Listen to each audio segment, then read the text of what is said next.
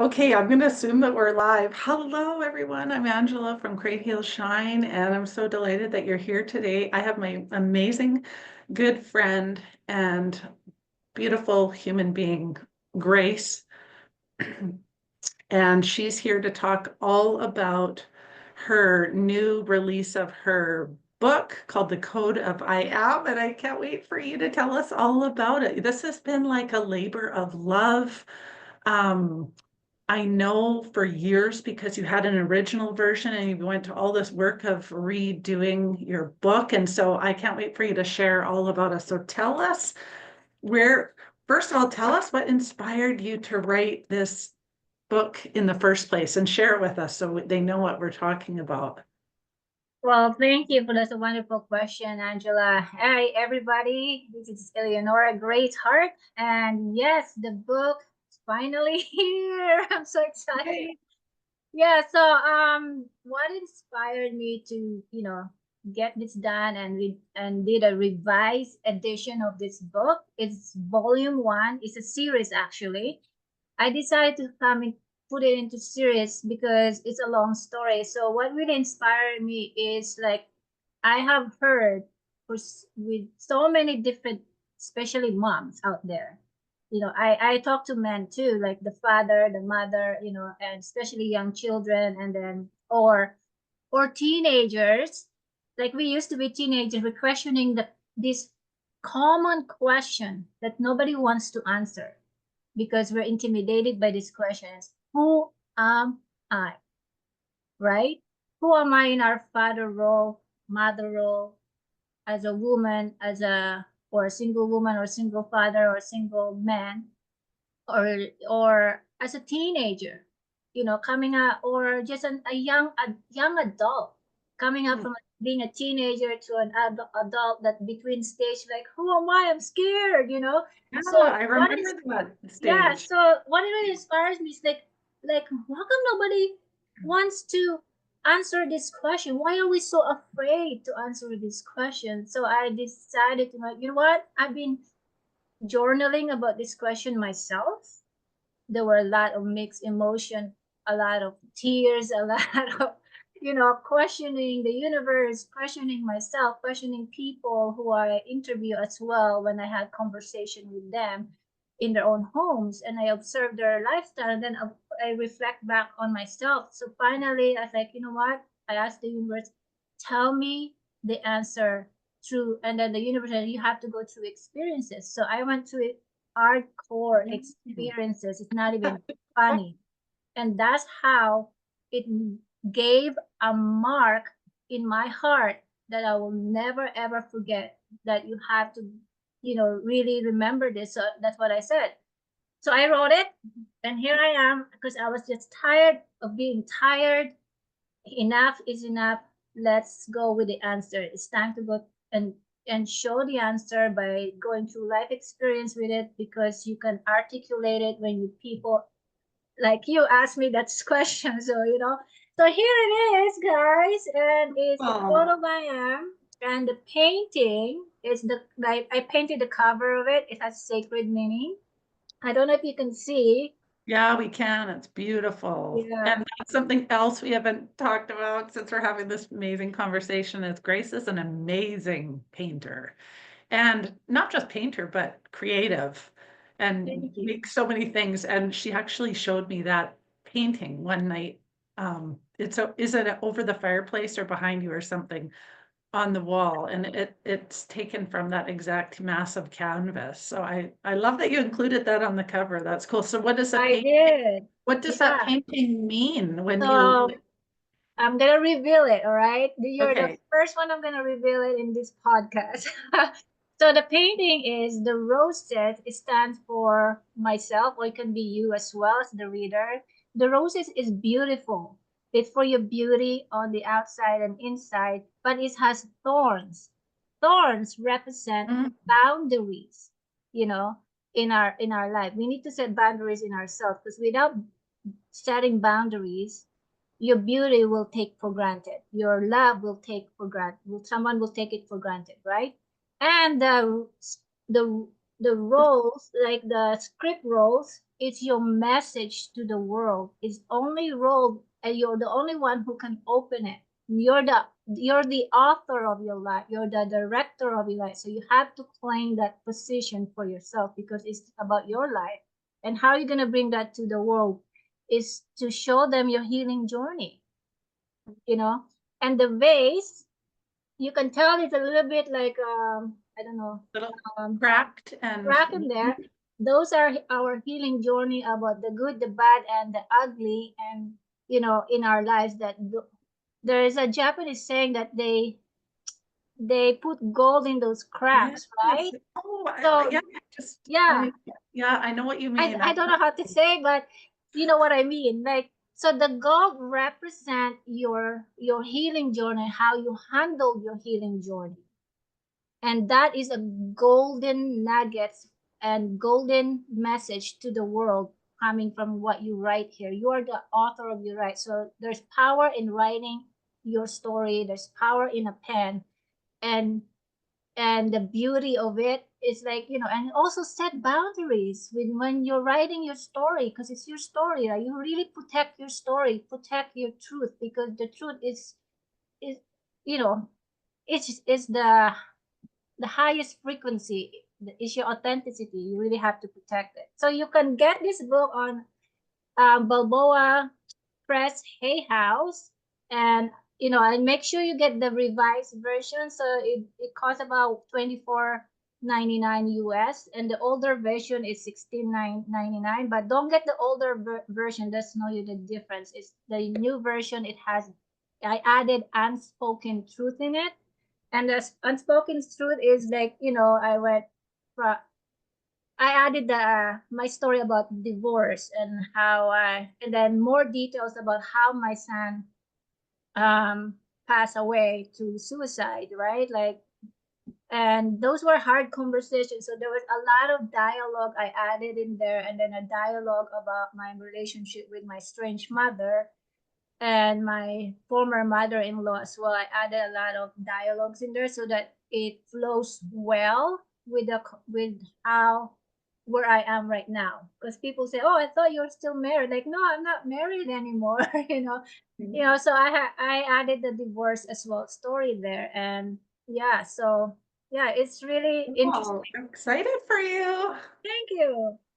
So tell me, like, when I'm hearing all this, I want to ask you, what are you what are you hoping that the reader gets out of what is your intention that the reader gets out of your story?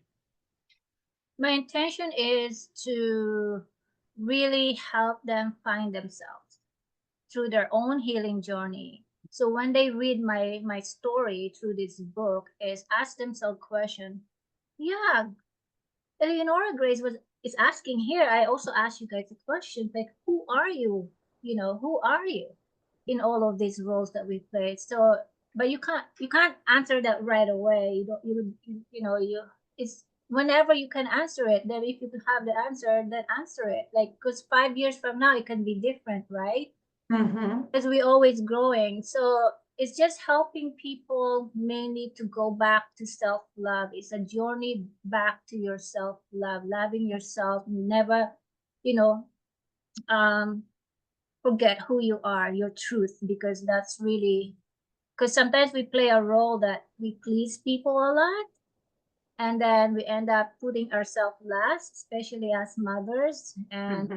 we think that's living, but then to what point are we keep ignoring ourselves? And somebody asked me a question, what is your favorite, or who is your favorite person to be when you grow up? When I was little, and then the same person said, what if I ask you the same question, when will you name yourself?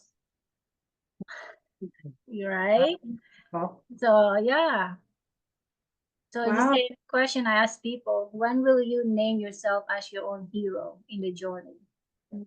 Yeah, because we go through our whole life, you know, as children and little babies, we're just so innocent and just you know, enjoying our life and not fearful and not, and as we get older, we get into all these, following other people and not trying to identify who we truly are and find ourselves. And like you said in the beginning, as we become teenagers, we're kind of all copying each other, and they're wearing this, so we should wear this. And as Yeah. you come out of that phase of like, who am I? Like, who am I really? Like, what do I actually like? Is this actually me, or am I going with the flow of like the trends at school or all my friends? Mhm. And then as we get even older, now there's societal pressures and all the different beliefs that society tells you should feel and be and embody, and those most of the time are aligned with who we truly are.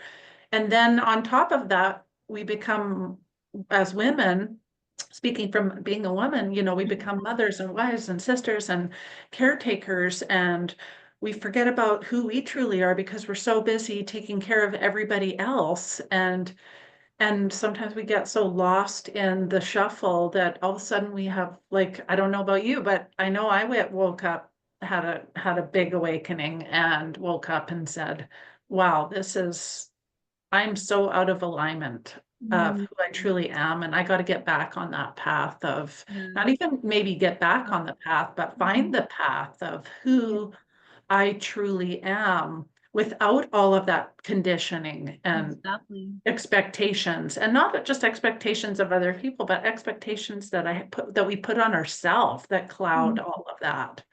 Yeah. You and so that this is beautiful that you're sharing your story. I hope, and that's going to encourage so many other people to really come back to that core, come back to who they truly Yeah. are, and be living authentically to who Yeah. you are. Because I know when I am feeling so aligned and making choices and decisions in alignment with who I truly am, I'm so much more at peace and at ease and feel so much more fulfilled than, say, when you're going down the path that other people think you should be going down. And it takes so much self-awareness, though, to get to there and pull yourself back and be like, okay, this is not, I'm over here and that's okay, but I Mhm. need to come back over here. Yeah.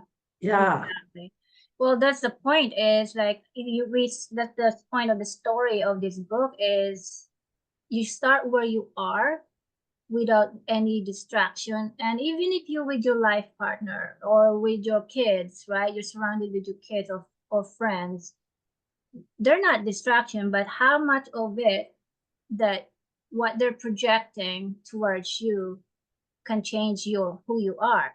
But Mm-hmm. who are you without those projections of about, what they think of you, right? So you really have Yes, to, totally. like step inwards and unleash that person that healthiest version of you. But that doesn't happen over time, but it for some people. But I can't, it's different for everybody. For some it does, because I've met those people, right? And and it also goes beyond asking yourself, who am I? And that's why the book is in series. It's because it's beyond of asking yourself, who am I? Now you discovered who you are. How are you now going to embody the truth while living with, while creating your own life, and and you know expand that with your life partner without also disturbing their own truth, but also like how to set boundaries, how to have effective communications, because everybody has different love languages with your children, with your young adults, and with your friends or your business and your life partner. So in three things: in life, love, and in business.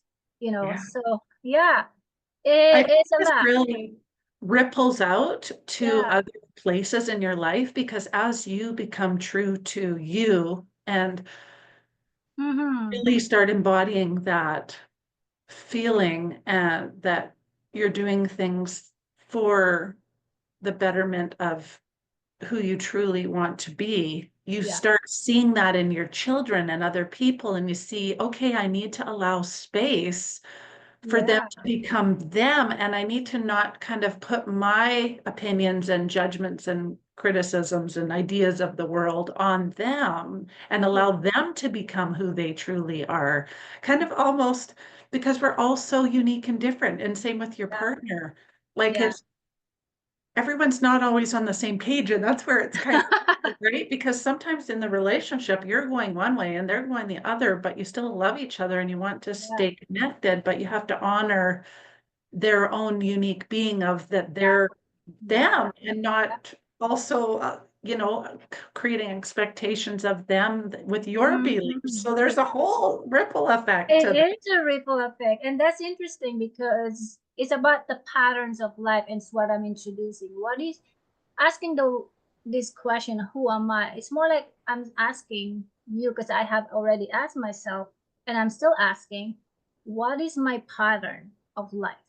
You know, yeah, and then how to embody that and honor it, and also that I can, because when you start doing it on yourself first, self-love, you can also honor other people because you're reflecting like you are me, me is you and I are one in harmony. So therefore this kind of mindset will lead you towards do no harm to others, because you don't want that harm towards you too, because you already self, because you're rising now from love. When you rise from rising in love, you have the whole different perspective. You see everybody as a soul, regardless how much they hate you or they compare themselves to you, and you still smile at them like, oh, because it's you're rising now in love, because now you're like only attracting people who are hungry for growth, hungry for truth.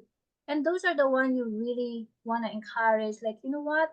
Let's collaborate. Let's brainstorm together and find who you are in life, in love, and in business, and embody that without losing yourself, without losing your core values, but you actually have fun in life, add humor in life, because when you face grief and stress, because stress will always be there, but use that as a rocket to launch your projects, to launch who you are, to launch your book or your podcast, right?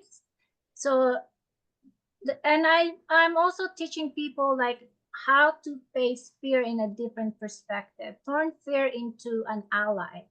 you know that way you can find yourself, who you are, because fear is actually just asking you who the fuck you are, who do you think you are, sorry the language, who do you really think you are. It's just pushing you to go back to yourself. And that's why I think those bad, or call it mistakes, experiences, but that's where our power is. It's giving us to go back to our self-love, because we're forgetting who we are. Because if we keep having all the goodies, you become so comfortable and you don't grow, and you forget who you are. Oh, I'm fine the way I am here. You've met people like that, right, Auntie? well is a dangerous place, isn't it? Yeah, yeah, it is. Yeah. You know, Yeah. And I love what you said about when you really find who you are, you can, well, you didn't use these words, but what I took it as is you Mhm. can share your gifts with the world because you're Yeah, more seeing all the potential within you and all noticing all of the beautiful gifts and qualities and things yeah, that you have to give to others, and that will, encourage other people and support other people. So when you get close to yourself and see your worthiness and give yourself self-love, beautiful things expand exactly. from that. And it again ripples all throughout because you're Yeah, sharing your things. And that's why I was so wanting to chat again with you today, yeah, because that's so in line with what I believe and teach. And I just love that thought about turning all of this pain into purpose. yes, yeah, Yeah. definitely. I mean, you've gone through a lot too, like with your heart condition, and you turn your pain into purpose. And that exactly is the greatest example how to turn your loss into a comeback story. For you, your comeback story, like, hey, I am taking every day, like is a new day. You know, you breathe and you laugh, you enjoy your moments with your loved ones. Like I saw your post yesterday, like you're posting about your outings with your, was it your mother-in-law or No, just a friend. the friend? Yeah. Yeah, so those are the moments that you really like. It's really priceless. You know, you don't take time for granted. Time becomes your best friend. You know, and you really value that. And Oh, speaking, do I ever? I know every yeah, moment is so precious when you have been close to death. You yes, see things from a complete different yeah, angle, and you see that life is so short and that it is. we really, and it's hard, it's for some people, it is serious about hitting rock bottom and coming to this like dark place of despair, or coming to Mhm. like Yeah. yourself broken down on your knees to realize, wow, oh my gosh, I know we say life is short, but life is really short when it flashes in front of your eyes. And sometimes that's a real awakening that we need to get to say, see that days are precious, time is precious, every minute is so valuable. Like, how are you going to use it? Yeah, I like that question. How are you going to use it? You know, it shows in your lifestyle, it shows in your, okay, guys, that's a question that how to tell people how they use their time.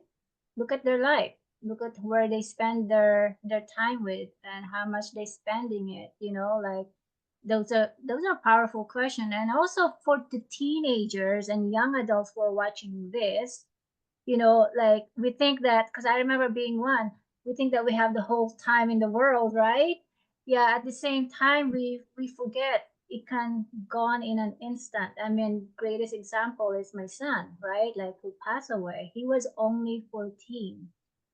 And So, then oh, reflecting that, I mean, it's the greatest loss is losing a child, you know, and it made me question. It felt like I felt numb. It's like the speaking of time, it froze. It felt like a dream. It felt I like, believe you. I know that feeling. I know that oh feeling my of it God. frozen, and then you come later on, it's been so long and you think that it's only feels like a day or two has gone by. That's how it was for me anyway. Yeah. And everyone I else mean, was like, "Oh, this was terrible. It took so long." And I'm thinking, oh, I just felt like I know that frozen in time, yeah. paralyzed thought Yeah, train. exactly.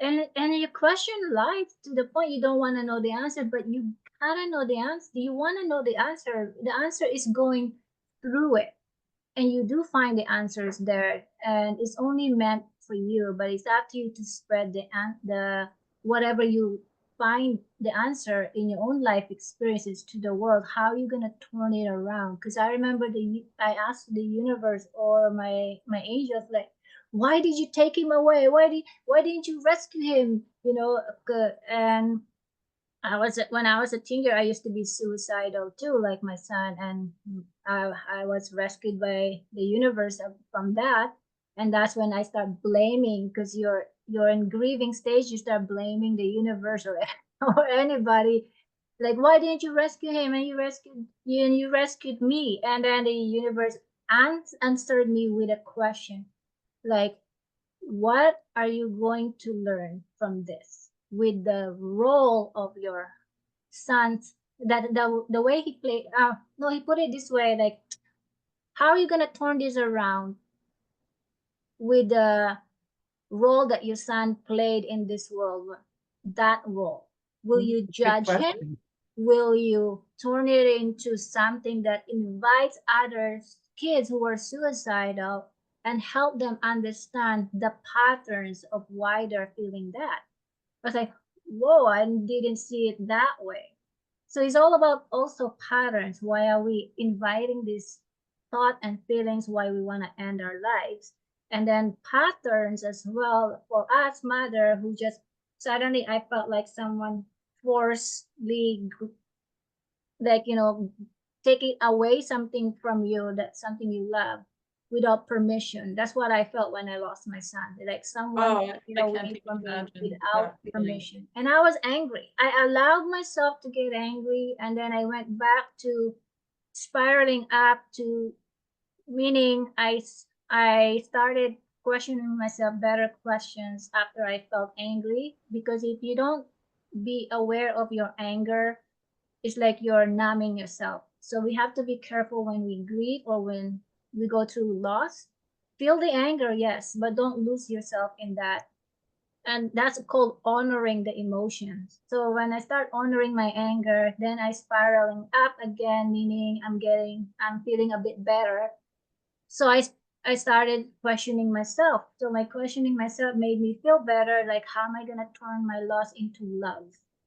And Mm. that's where the beginning of writing this book, it was a lot of mixed emotions. So when I did a revised version of it just last year, I thought I was healed, but when I did a revised version, I started crying again. I missed them. Then I can't write because it's too much emotions. And then I went back to it again, and I decided, like, you know what, this needs to get out there. So I started writing the conversation I had with my son before he died, so that others can, you know, read it. They may relate to it, they may not relate to it, but I'm not looking for someone who needs to relate. I'm looking for you people that will be reading this, whether how you gonna apply understanding about your own life, because who knows, one day you meet someone who gone through loss, and then you remember reading this book and apply the tools that you have read this book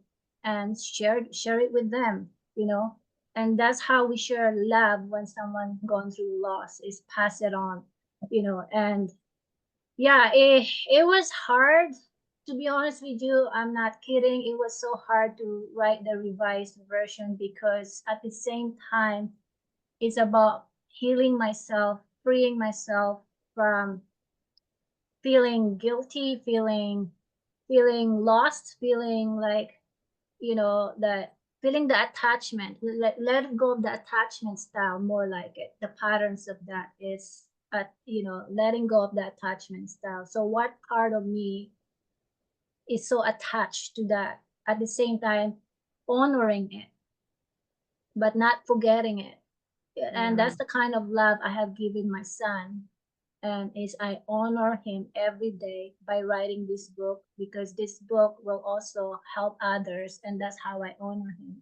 I spread my love to others, and he did help other people.